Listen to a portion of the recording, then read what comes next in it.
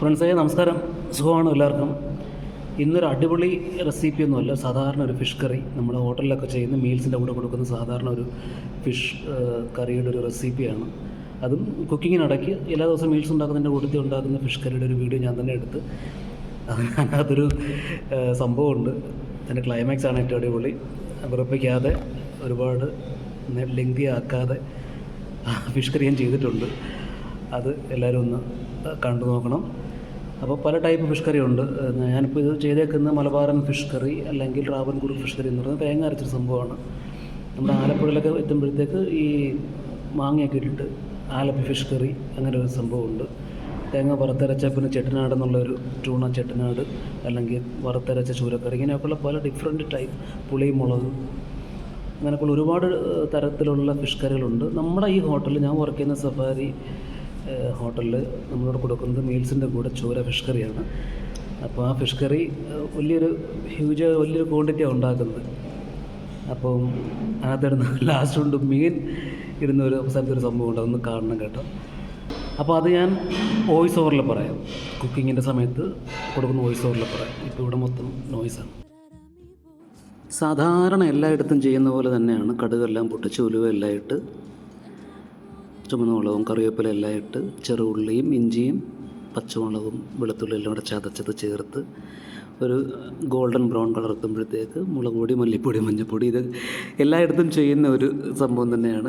മീൻകറിയുടെ basic സാധനമാണ്. പിന്നെ ഞാനിപ്പോൾ ഈസ്റ്റേണിൻ്റെ ഫിഷ് മസാലയും കൂടെ ഉപയോഗിക്കുന്നുണ്ട് ഫിഷ് കറിക്ക്.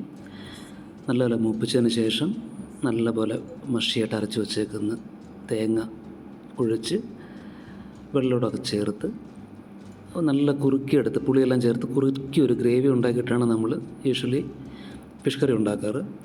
ഇപ്പോൾ ട്രാവൻകൂർ ഫിഷ് കറി അല്ലെന്നുണ്ടെങ്കിൽ നേരത്തെ ഞാൻ പറഞ്ഞ പോലെ മലബാറൻ ഫിഷ് കറി നമുക്ക് ഇങ്ങനെയാണ് ഉണ്ടാക്കിയെടുക്കുന്നത് എല്ലായിടത്തും.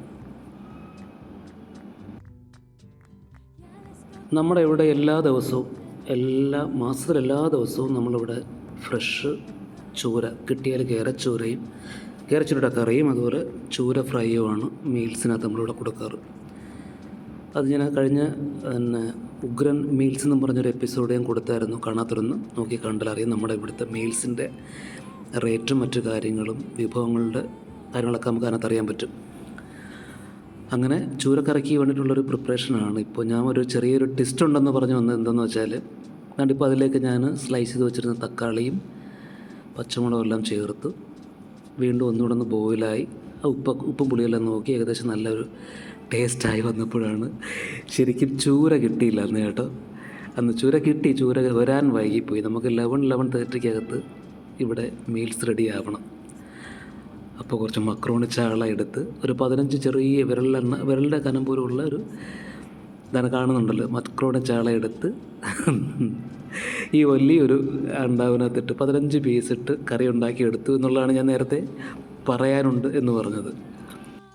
അങ്ങനെ എന്തായാലും സംഭവം ഒപ്പിച്ചു. സംഭവം പൊളിയായിരുന്നു, എല്ലാം കൊണ്ടും അടിച്ചു പൊളിച്ചു. ഓക്കെ, അപ്പോൾ നാളത്തെ വീഡിയോ ആയിട്ട് കാണാം. Okay, by.